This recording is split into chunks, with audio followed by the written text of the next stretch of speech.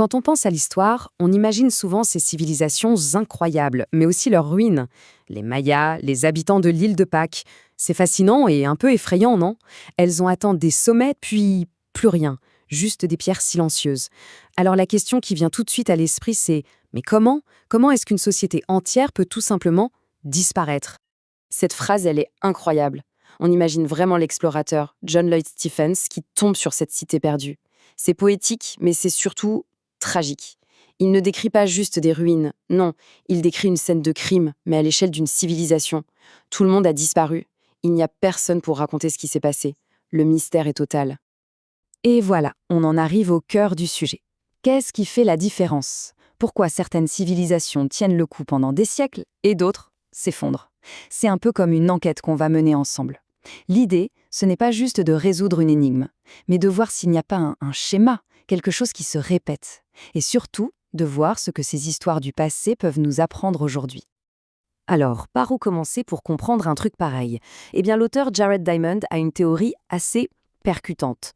Pour lui, la plupart du temps, ce n'est pas la malchance, pas une météorite ou une invasion soudaine. Non, la cause est bien plus glaçante. Les sociétés se détruiraient elles-mêmes. C'est ce qu'ils appellent un écocide, un suicide environnemental. C'est une idée qui fait froid dans le dos quand on y pense. L'image est forte, on scie la branche sur laquelle on est assis.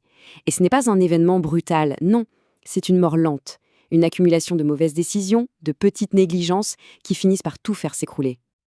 Ok, mais on peut se demander comment est-ce possible? Comment tout un peuple peut-il foncer droit dans le mur sans rien voir? Diamond décompose ça en 4 étapes clés.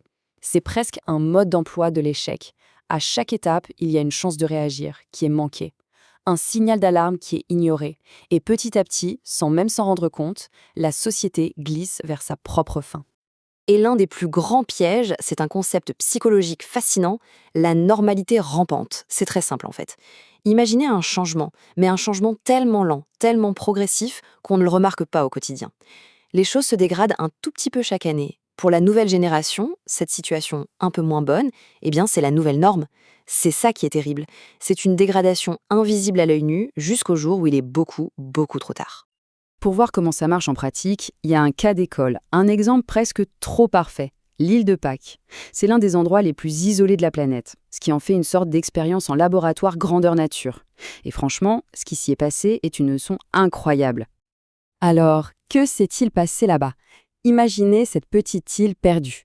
Plusieurs clans y vivent et ils entrent dans une compétition, mais une compétition un peu particulière. Pas de guerre au début, non. Le but, c'est de construire la plus grosse statue, le plus grand moai, pour montrer sa puissance. C'est une course à la surenchère, une obsession pour le prestige qui va les mener tout droit à leur perte. Et là, c'est l'engrenage fatal.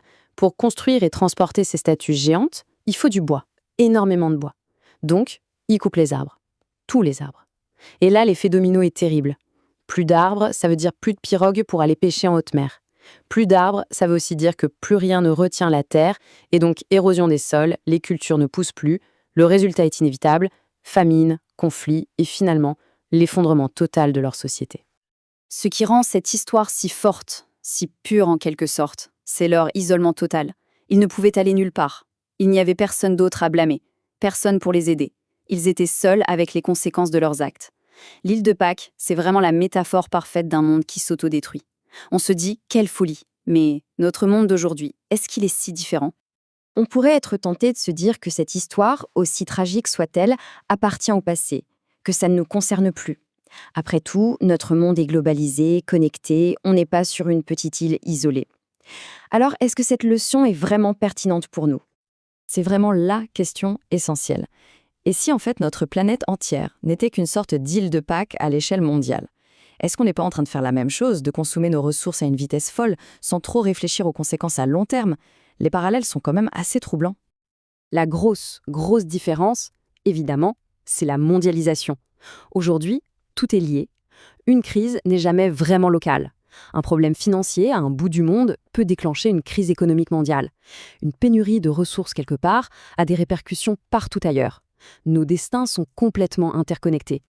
Quand on met les deux face à face, c'est frappant. Avant, un effondrement, c'était un drame local, isolé. Ça se passait lentement sur plusieurs générations. Aujourd'hui, nos défis sont planétaires. L'impact est mondial. Et surtout, tout va beaucoup, beaucoup plus vite.